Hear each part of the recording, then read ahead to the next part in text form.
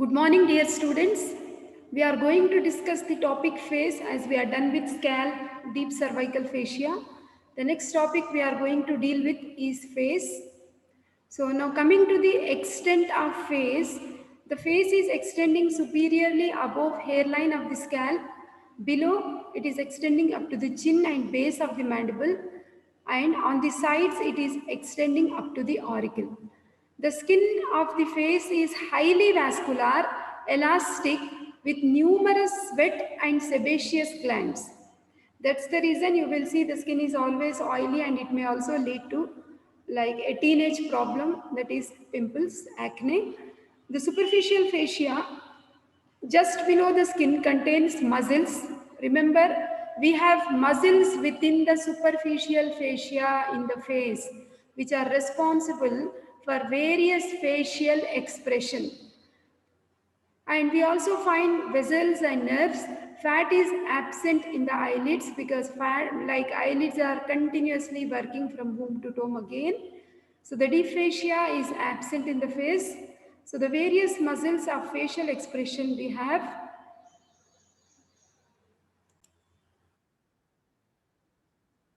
We have various muscles of facial expression. Now let us see what are those. See, first, the skin is highly vascular. That's the reason it always blushes and blanches. Wounds of face bleed heavily, profusely, but heal rapidly. Bleeding heavy because of rich blood supply. Healing is also rapid. Again, it is of rich blood supply. We know it is rich in sebaceous and sweat glands. Sebaceous glands keep the skin oily, and sweat glands help in the regulation of body temperature.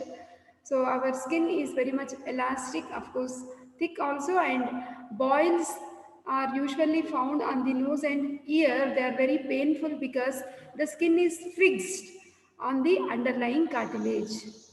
Now, just below the skin, I said we have superficial fascia, within which we have facial muscles which are inserted into the skin. We have vessels and nerves which supply the muscles and skin, and we have variable amount of fat. Now, deep fascia is absent from the face.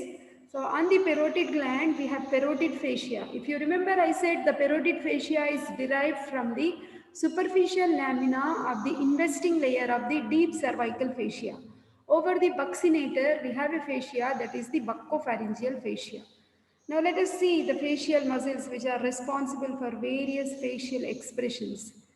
Okay, so muscles for facial expressions we have seen when we were doing pharyngeal apparatus. I said they are developing from the second pharyngeal arch. What is the nerve of second pharyngeal arch? Facial nerve. Hence, the muscles of face, they are supplied by the facial nerve, seventh cranial nerve. Okay, now let us see the classification of the muscles of the face. We have seen muscles of scalp. What is that? Yes, that is occipitofrontalis. We have muscles around the eye, like eyeball, that is in the eyelids, muscles of the nose, muscles of the ears, muscles of the mouth, and muscles of the neck. Now see here, the muscles which are surrounding the eyeball, these are actually called as orbicularis. Orbicularis means the muscle is round in shape. The place of origin is just going, curling around and coming back, and this will be the point of insertion. Hence, point of origin and point of insertion is usually same for the circular muscles like this. The circular muscles are generally called as orbicularis. Because it is present around eye, you call it as orbicularis oculi. We have corrugator superciliae and we have levator palpebrae superioris. Then muscles of nose, we have procerus, dilator naris, compressor naris, and depressor septi. Okay, then muscles around the mouth. What are the various muscles surrounding the mouth? Again, the circular muscle is orbicularis. Because it is oral cavity, we call it as orbicularis oris. Then we have the second muscle is this one you can see here, which is levator labiae superioris alicgnesi. Levator means it elevates the upper lip. Because it is moving the upper lip, you call it as levator labiae superioris, and it is moving towards the nose, hence alicgnesi. Then next we have one more muscle, that is levator labiae superioris. Next we have levator anguli oris. Next, we have the muscle, the zygomaticus. If you remember, like we have discussed the zygomatic arch when we were discussing osteology. So this muscle is connecting to the zygomatic bone. Okay, so that is we have zygomaticus major muscle. Then we also have zygomaticus minor muscle adjacent to each other, which are responsible for smiling and laughing. Then next muscle we have depressor anguli oris. Depressor means it pulls the lower lip down when we are sad or something. That's the reason it is actually named as depressor. At the angle of the mouth, anguli oris is mouth, oral cavity. Always you should remember the name of the muscle itself gives you so much meaning. Depressor anguli oris. Depressor labiae, that means lower lip. Inferioris, inferior means lower. Labiae means lip. And it is lowering the lower lip. Hence, depressor labiae inferioris muscle. We have two in number on either side. Then, next, towards the chin, we have mentalis muscle. Okay. Then, if you remember, when I was discussing about the like deep cervical fascia, just below the skin and superficial fascia, I said there is a muscle called as platysma in the neck. The same muscle is continuing its journey over the face. Now it is named as rhizorius. Okay, deeper inside to this we have buccinator. Okay, so these are the muscles around the mouth. Okay, so we have seen muscles around the orbit, right? That is eyelids, muscles around the nose, and then we have seen muscles surrounding the mouth. Okay, then we have muscles of the ear also, which are called as auricular muscles. Okay, muscles of the neck is platysma, and muscles of the forehead or the scalp, that is occipitofrontalis. Now, this is frontal belly. I said it has no bony attachments. It arises from the skin. Hence, we will see black eye if there is any injury to the scalp. Try to recollect the chapter. Okay. So, again, the names of the muscles are written like what we have done with the previous slide. Same thing we have. Okay. Then, now let us go with the major muscles we have.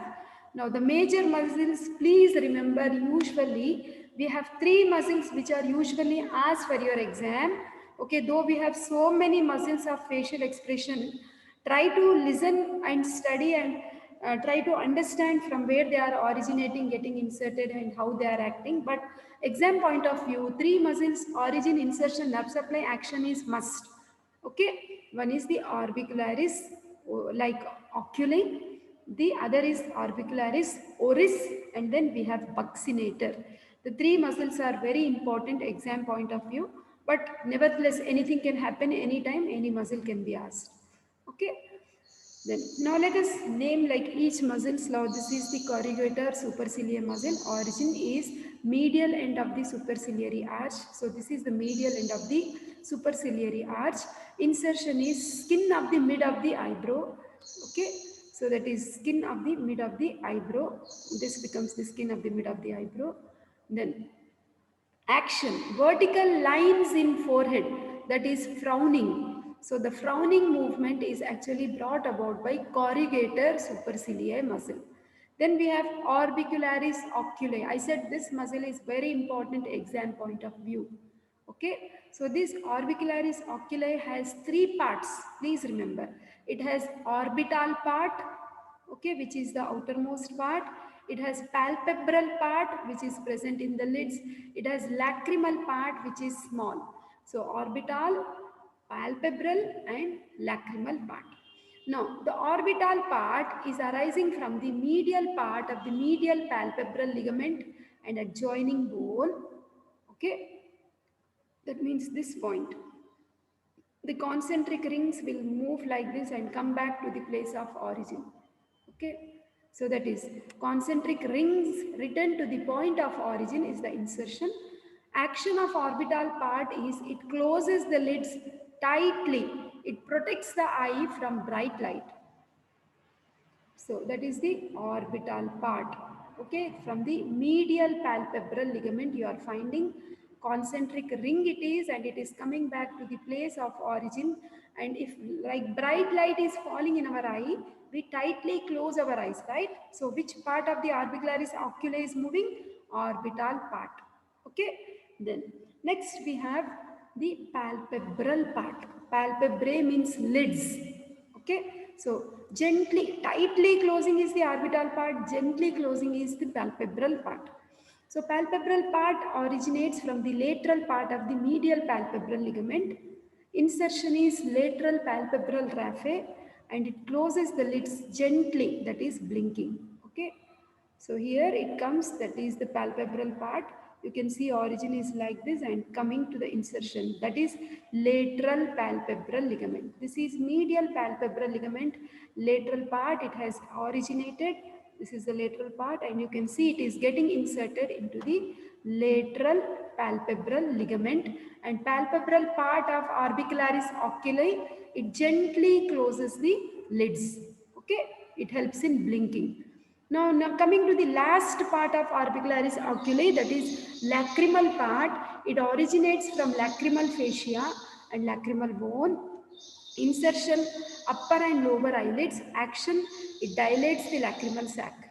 Here we have the lacrimal sac, which is one of the part of the lacrimal apparatus, which you will be studying as a separate class. Lacrimal apparatus is an apparatus which is concerned with the formation and also the distribution of tears, which makes the eyeball always moist, maintains the eyeball in moist condition.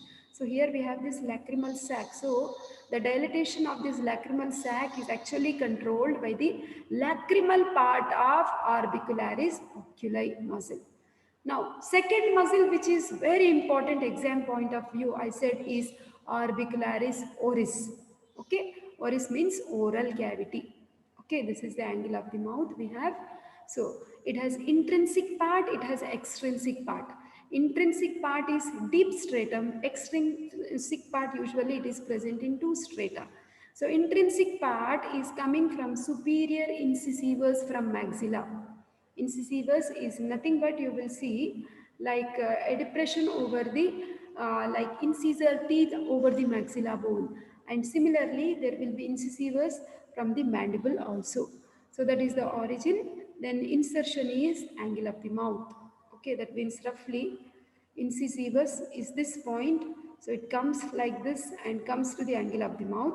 Superior incisivus, inferior incisivus is in the mandible bone, it comes like this and gets inserted into the angle of the mouth. Okay, superior incisivus, inferior incisivus, insertion angle of the mouth. What does it do? Closes and purses the mouth. Okay, then extrinsic part. So it has two strata. I said it has thickest middle stratum and thick superficial stratum. So thickest middle stratum is basically derived from buccinator, and thick superficial stratum generally comes from the elevators and depressors of the lips and angle. Okay. Then insertion, lips and angle of the mouth. Action, again it also closes and purses the mouth. Then we have next important muscle, that is buccinator. Okay, so buccinator is arising from the maxilla bone opposite molar teeth. Okay, so this is the opposite molar teeth from the maxilla bone. You can see it comes. Okay, insertion straight to the upper lip it goes, upper fibers. Okay, and flattens the cheek against gums and teeth, preventing accumulation of food. It helps in whistling also, hence it is called as whistling muscle. Please remember, buccinator is whistling muscle. It may be asked in Viva also. Okay, so these are upper fibers. These are the upper fibers which are going to upper lip, lower fibers going to lower lip. Upper fibers are from maxilla, lower fibers are from mandible. Both are from opposite molar teeth only. Okay, then insertion is straight to lower teeth. Action, flattens the cheek against gums and teeth, and same thing, prevents accumulation of food and helps in whistling. Okay, middle fibers, they originate from the pterygomandibular raphe. Okay, and insertion, they decussate before passing to the lips. Okay.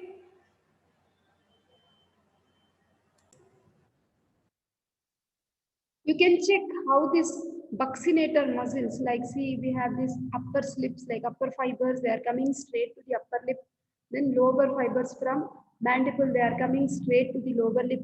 And in the middle, we have actually the pterygomandibular raphe. From there, you will see it will come to the angle of the mouth. Okay, so that is. So that's the reason, like the picture will help us to understand the upper fibers, middle fibers, and the lower fibers. Now, what are the various facial expressions we are finding here? You see the dilators of mouth. They help us to open in this direction. So buccinator, whistling, or it is like helping us not to allow the food to get accumulated in the vestibule. Okay, buccinator plus orbicularis oris also. Occipitofrontalis is responsible for the horizontal wrinkles what we see in the forehead. Levator labiae superioris and alignasi, and alar part of nasalis is something when you are not happy and you are just sniffing your nose like this. Okay, zygomaticus major and minor are responsible for this expression. Risorius is something, a smile which you give just as a formality. Okay, risorius plus depressor labiae inferioris is working in the lower direction. Levator labiae superioris plus depressor labiae. So this type of expression. Orbicularis oris, pursing of this mouth. Okay, depressor anguli oris.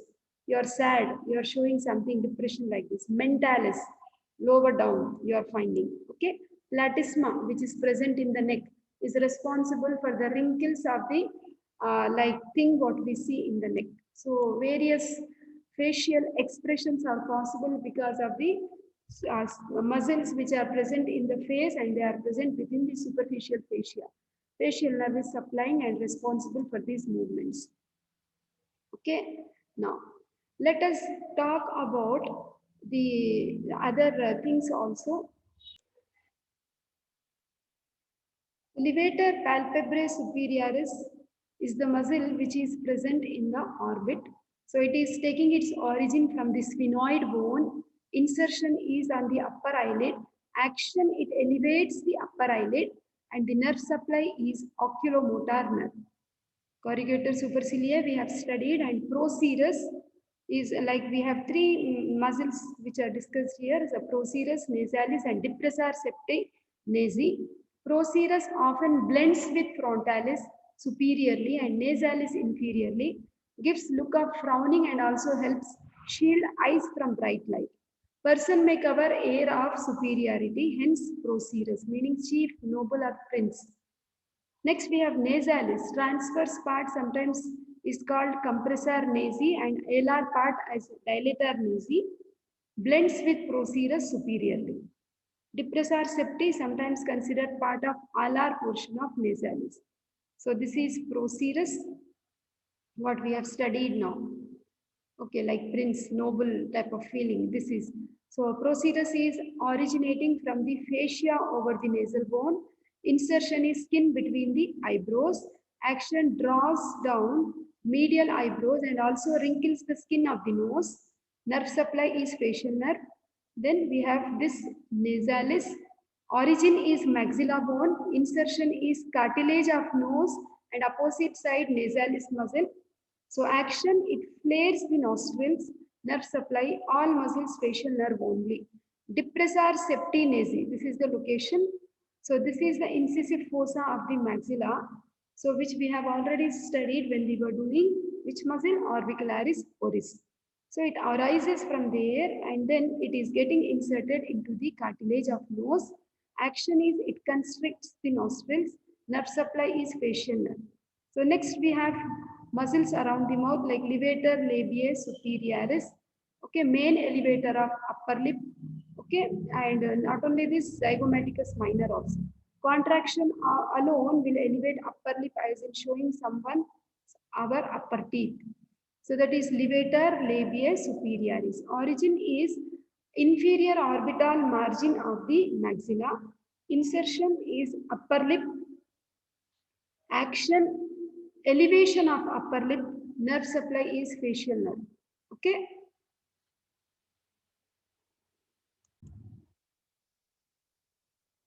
Zygomaticus minor, origin is from the zygomatic bone and insertion is upper lip. It helps in the elevation of upper lip. Nerve supply is facial nerve. Okay.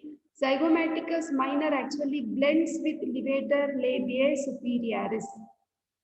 Then we have zygomaticus major. Origin is from the zygomatic bone. Insertion is angle of the mouth. Action is elevation of angle of the mouth as in smiling. Also draws laterally at the angle of the mouth. Nerve supply is facial nerve. Now next we have mouth muscle, that is levator anguli oris, also known as caninus, because contraction can result in teeth, especially canine tooth, becoming visible. Okay, Dracula expression is called. Contraction alone can manifest a sneer. Then levator anguli oris, origin is maxilla bone just inferior to this foramen, that is infraorbital foramen. Insertion angle of the mouth, action elevation of the angle of the mouth, nerve supply facial nerve. Then the other mouth muscles we have is risorius, so which drawing angle of the mouth laterally is involved with grinning, smiling and laughing. So risorius arises from the fascia superficial to the masseter. Insertion is angle of the mouth. Action draws laterally the angle of the mouth and nerve supply is facial nerve. Then next we have depressor anguli oris. So depressor anguli oris blends with platysma, contributes to facial expression of sadness or uncertainty.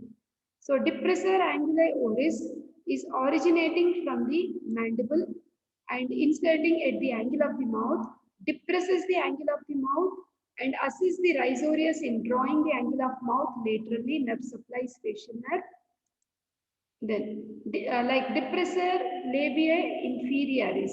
So it contributes to facial expression of sorrow, doubt and when you are jealous or something, irony. Okay. So depressor labiae inferioris originating is mandible. Insertion is lower lip. Action, depression of lower lip also assists in drawing the lower lip laterally and everting it. All muscles are supplied by seventh cranial nerve, that is facial. Next, we have mouth muscles like mentalis, buccinator, and orbicularis oris. So mentalis is seen towards the chin. So origin is from the mandible and insertion is skin of the chin. Action is elevation of lower lip, eversion and protraction of the lower lip and wrinkles the skin of the chin and nerve supply is facial nerve. Okay. So mentalis contributes to facial expression of doubt, pouting and disdain. Okay, buccinator, I have already told you, like it has like three raphes. Orbicularis oris also we have discussed, isn't it? Let us see the nerve supply of the face. So the nerve supply of the face, we have sensory nerve supply coming from trigeminal, motor nerve supply coming from facial. Even for scalp, we had same type of distribution. Sensory was trigeminal in front of pinna, isn't it? And motor was facial. Okay, now motor supply, you can see this is the facial nerve. If you remember stylomastoid foramen, I told you when we were discussing norma lateralis, between the styloid and mastoid process, we have stylomastoid foramen. From the stylomastoid foramen, we have facial nerve coming out. Once the facial nerve comes out, it passes through parotid gland and it gives terminal branches which give nerve supply to the muscles of facial expression. So the facial nerve, you can just keep your hand over face and you can just write like this. So towards the temporal bone, the branch is temporal branch. Towards the zygomatic bone, we have zygomatic branch. And towards this cheek, we have buccal branch, actually upper and lower buccal branches. Then towards the mandible bone, we have mandibular branch. Towards the neck, we have cervical branch. Now let us try to appreciate in the real body. So this is the stylomastoid foramen, facial nerve is coming out, piercing the parotid gland, giving temporal, zygomatic, upper buccal, lower buccal. Upper and lower buccal are related to the parotid duct. Above parotid duct or Stensen's duct, we have upper buccal branch. Below the parotid or sense duct, we have lower buccal branch. We have mandibular branch and then we have cervical branch. So these are the branches of facial nerve which are giving motor supply to the face. Motor supply in the sense the motor supply is responsible for the movements of muscles. That is responsible for the like expressions. Muscles are facial expression, isn't it? So temporally, like the temporal branch of the facial nerve is supplying frontalis, auricular muscles and orbicularis oculi. Zygomatic branch supplies orbicularis oculi. That means orbicularis oculi is supplied by both temporal and zygomatic. Buccal branch is supplying the cheek and upper lip. Mandibular branch is supplying the lower lip. Cervical branch is supplying platysma muscle. Okay, so the sensory nerve supply, that is sensation. That means if you pinprick or if you do some like hot touch or cold touch, if you take a cold water, hot water in a test tube and if you touch it on your cheek, you will feel the sensation. Yes, it is hot. Yes, it is cold. If somebody is pricking, yes, you know it is painful, right? So that is all sensory nerve supply. Sensory nerve supply comes from trigeminal nerve. So trigeminal is fifth cranial nerve. So trigeminal basically it has three divisions. That is ophthalmic, maxillary and mandibular. The same divisions we have done when we were doing scalp also in front of the pinna. Isn't it? No. Ophthalmic is the branch of trigeminal. Maxillary is also a branch of trigeminal mandibular.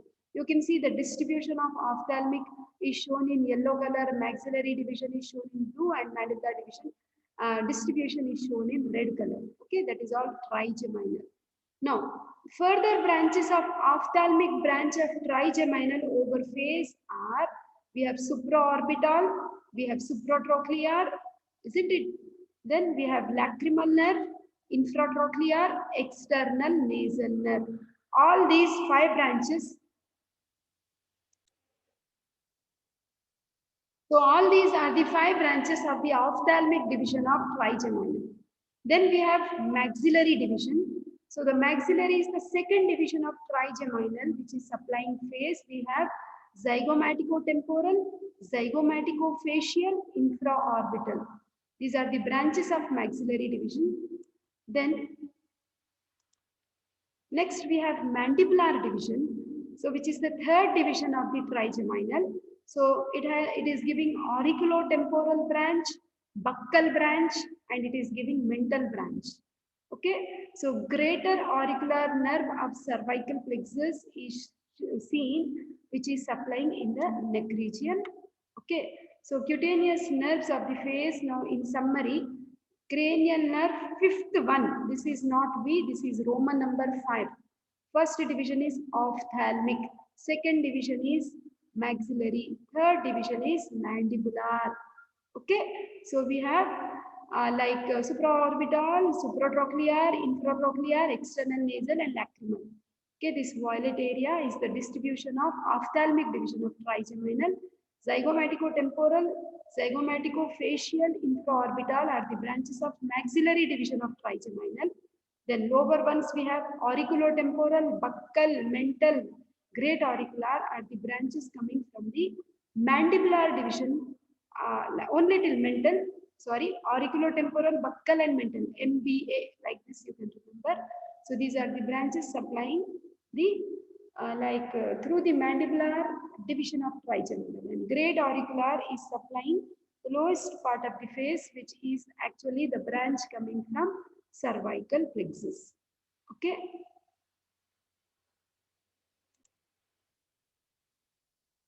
The other way around, what is given in Chaurasia book is innervation, not this is from Vishram Singh, sorry, innervation of muscles of facial expression. See, terminal branches of facial nerve, muscles innervated. We have like temporal branch, upper part of the orbicularis oculi, frontalis, corrugator, superciliary. These are all motor nerves. We have zygomatic branch of facial nerve supplying lower part of orbicularis oculi, buccal branch supplying zygomaticus major, minor, levator anguli oris, levator labiae superioris, levator labiae superioris alecmasi, muscles of Nose, through lower buccal branch, we have buccinator and orbicularis oris. Marginal mandibular branch, rhizorius, depressor anguli oris, depressor labiae inferioris mentalis. Cervical branch of facial is supplying platysma. Sensory nerve supply is trigeminal, we know ophthalmic, maxillary and mandibular. Ophthalmic supplies upper one third of the face, maxillary middle one third, mandibular lower one third of the face. Ophthalmic division, we have like supratrochlear, supraorbital, infratrochlear, external nasal and lacrimal branches. Maxillary, we have this is the code, ZIZ, like zygomaticofacial, infraorbital and zygomaticotemporal. Mandibular division, MBA, you remember. Mental, buccal and auriculotemporal. Now coming to the applied anatomy of the facial nerve injury, you call it as Bell's palsy. It is lower motor neuron type of paralysis of facial muscles due to compression of facial nerve in the facial canal near stylomastoid foramen. I told you facial nerve is coming out through the stylomastoid foramen. Suppose if it is compressed there, then the person will suffer with a clinical condition called as Bell's palsy. Okay, so trigeminal neuralgia is a condition where sudden paroxysmal attacks of lancinating pain lasting for few hours to several days. So severe pain along the distribution of the trigeminal nerve. Okay, so that is trigeminal neuralgia. So there is a clinical condition called as herpes zoster ophthalmicus, which is a viral infection involving ophthalmic division of trigeminal. So if this nerve is infected, you will see there will be edema in the ophthalmic territory, appearance of vesicles along the course of cutaneous branches of ophthalmic nerve. Okay.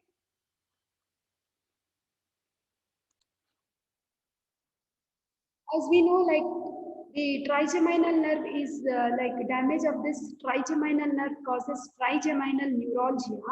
It may involve either ophthalmic, maxillary or mandibular division, and whichever division is damaged, that particular area will be suffering with severe pain. Okay, so such a pain like person will be as though it is burns or scalding pain. So pain can be relieved by just injecting 90% alcohol into the trigeminal ganglion, okay, affected division. Then either we can also cut the affected nerve, the main sensory root or the spinal tract of trigeminal nerve, which is situated superficially in medulla oblongata. So that procedure is known as medullary tractotomy. We are just cutting the nerve in order to reduce the pain which is severe and intolerable. We know facial nerve is coming out through stylomastoid foramen, which you can see here. This is mastoid process, this is styloid process, this is stylomastoid foramen from where the facial nerve comes out. Okay, so the clinical aspect of this facial nerve, first of all, we should know, see the facial nerve nucleus is situated in the medulla oblongata. So the motor tracts, which are starting from the motor cortex of the cerebrum, what you have studied in the physiology, you are finding the motor fibers, motor tracts are moving and they are reaching the facial nerve nucleus. So any lesion above the facial nerve nucleus, you call it as supranuclear lesion. Supranuclear lesion. So they are usually part of hemiplegia, which hemiplegia generally we study with pyramidal tract lesions, which you have studied in physiology. So only lower part of the opposite half of the face is paralyzed. Okay. Upper part of the frontalis and orbicularis oculi, they escape the paralysis because in the brain they have bilateral representation in cerebral cortex. So this is supranuclear lesion. Infranuclear lesion in the sense the journey of facial nerve below the facial nerve nucleus till its distribution on face, you call it as infranuclear lesion, which is also called as Bell's palsy. The clinical features of Bell's palsy are the whole face of the same side is getting paralyzed. Face becomes asymmetrical. You should have seen like paralysis cases, bedridden people, their face will be deviated to one side. That is actually Bell's palsy. Face is drawn up to normal side. Okay, affected side is motionless. Wrinkles disappear from the forehead. eye cannot be closed. Any attempt to smile draws the mouth to the normal side. During mastication, food accumulates between teeth and cheek, and closing of mouth is also impaired. Articulation of labials is impaired. Okay, so these are the lesions what we find with the facial nerve. Now let us see the blood supply of the face. The blood supply of the face comes from facial artery. Facial artery is one of the branches coming from external carotid artery. You can see the part of the course of the facial artery is seen in the neck region, which is called as cervical part. It is forming a loop and then it is entering into the face at the angle of the mandible. We know like junction of the ramus and body is called angle. So at the angle of the mandible, we can actually palpate the pulsations in the facial artery. It is quite accessible point for the anesthetist while giving anesthesia. Hence, facial artery is also called as anesthetist artery. So at the angle of the mouth, it is entering, angle of the mandible, it is entering the face. Then it is having a very tortuous course, winding, like it is not very straight or taut. It has tortuous course because it has to allow the muscles of facial expression. It is moving along the medial aspect of the angle of the eye. Then you will see it will be anastomosing with supraorbital and supratrochlear branches of ophthalmic division of the internal carotid artery. That means in the face, we have the anastomosis of external carotid artery and the anastomosis of internal carotid artery via supratrochlear and supraorbital branches. Okay, then the facial artery is the chief artery of face. We know it arises from external carotid artery just above the tip of the greater cornu of hyoid bone. It has two parts. The one which runs in the neck is cervical part and the one which runs in face is the facial part. Cervical part runs upwards to the pharynx, deep to the posterior belly of digastric and up to the ramus of the mandible. It grooves the posterior border of submandibular gland. So the branches from the cervical part of facial artery are ascending palatine, supplies the tonsil and root of the tongue, tonsillar branches supplying the tonsil, submental branch supplying the submental triangle and sublingual salivary gland, glandular branches supplying submandibular salivary gland and lymph nodes. Then facial part, it enters the face by winding around the base of the mandible by piercing the deep cervical fascia at the angle like anterior-inferior angle of masseter muscle. First, it turns upwards and forwards, this journey, upwards and forwards to a point half an inch lateral to the angle of the mouth, this one. Okay, then it ascends by the side of the nose up to the medial angle of the eye. So which one is this? This one. It is ascending up to the medial side of the angle of the eye. Then, where it is terminating by supplying the lacrimal sac and the anastomosing with dorsal nasal branch of ophthalmic artery.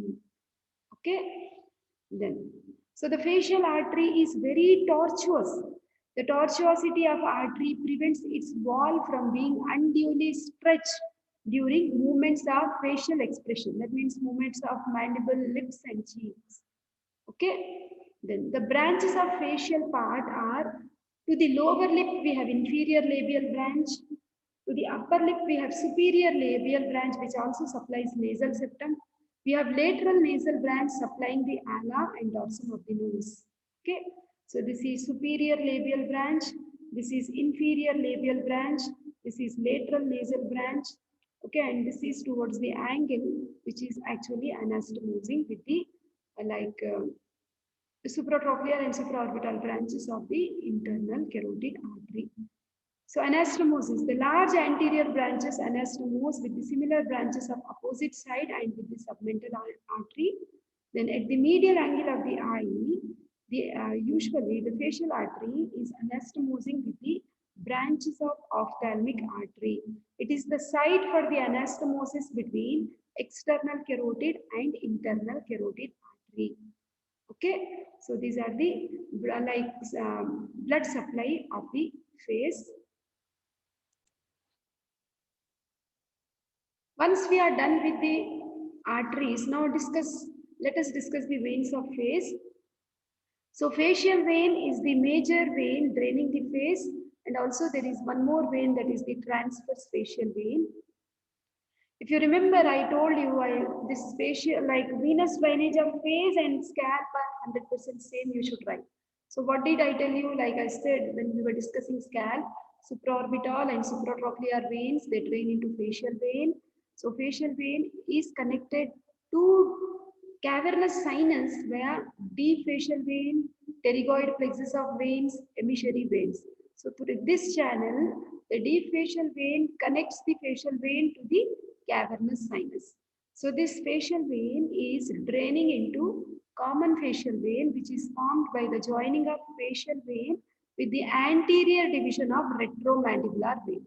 So the common facial vein now finally drains into internal jugular vein.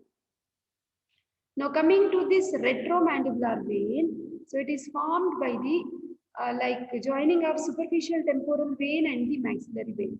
So retromandibular vein has anterior division and posterior division. Anterior division joins with the facial vein to drain into internal jugular.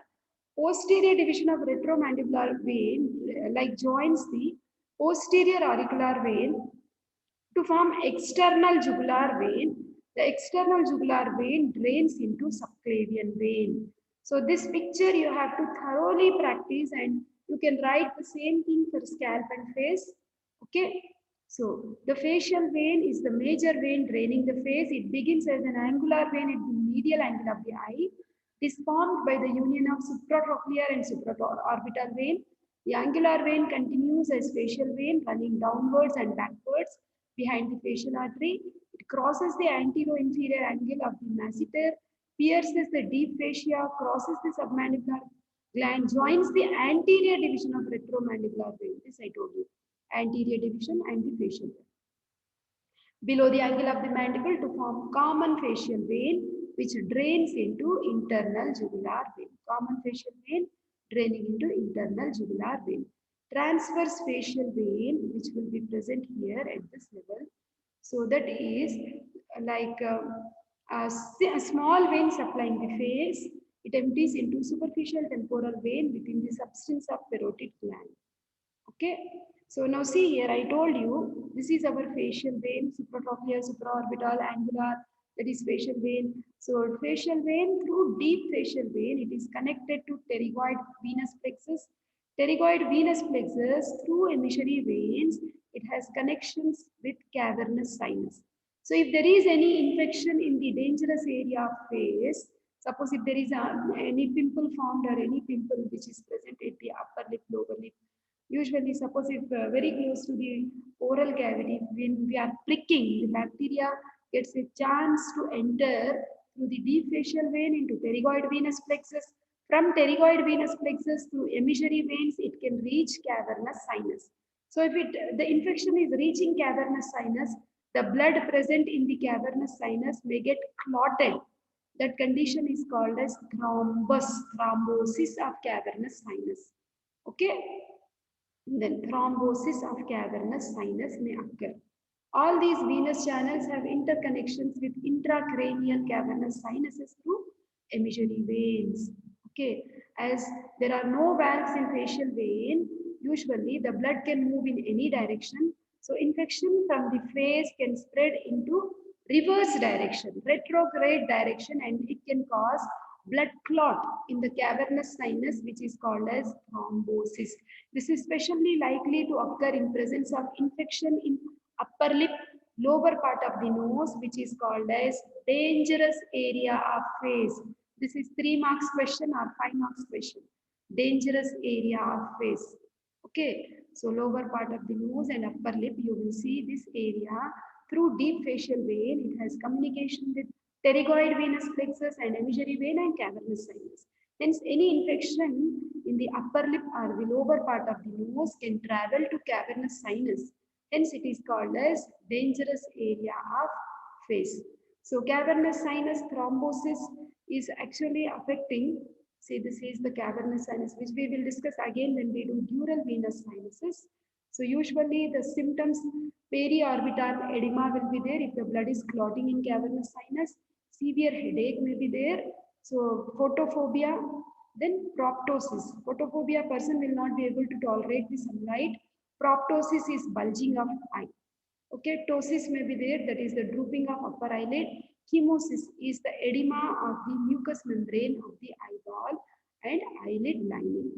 Okay, so that is a thing which you should remember about the facial veins, like the clinical aspect. The lymphatic drainage of face, it has three territories which are numbered like labeled as A, B and C. The upper territory, that is A, so is draining into preauricular or parotid nodes. So this area is draining like greater part of the forehead, lateral halves of the eyelids, the conjunctiva, lateral part of the cheek and parotid area. So this particular area is draining into parotid, also called as preauricular node. Okay, then the middle territory, B area, so is draining into submandibular group of lymph nodes. So which drains the medial part of the forehead, external nose, upper lip, lower part of the lower lip on the lateral side, medial halves of the eyelids, medial part of the cheek and lower part of the greater part of the lower jaw.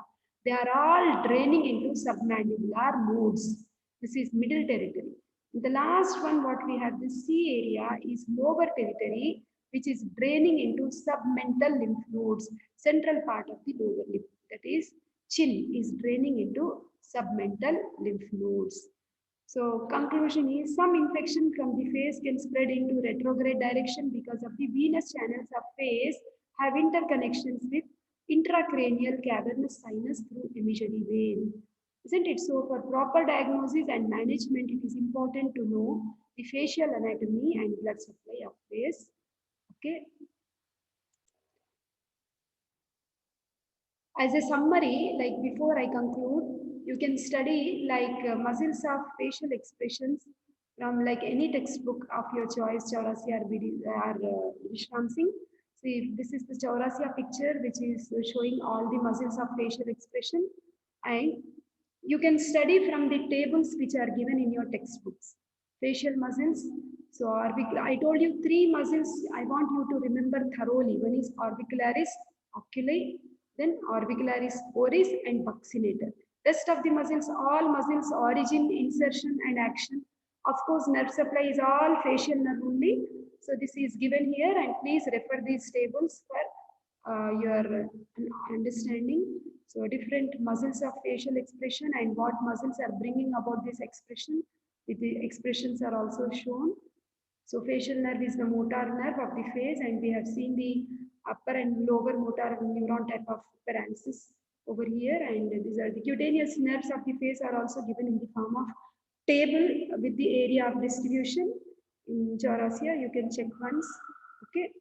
Facial artery is also beautiful picture is given. The same picture you can draw if it comes for your exam, because facial artery is important 5 marks question. Okay, so this is the dangerous area of face. I want everyone to draw this rough diagram, not artistic. This lower part of the nose and upper lip has to be included to show the dangerous area and lymphatic drainage. This is upper territory, this is middle territory, and this is lower territory. Okay, upper territory draining into preauricular, middle territory into submandibular, and lower territory into submental group of lymph nodes. Isn't it? So that's all, and study well, all of you. So I'm stopping here. Thank you.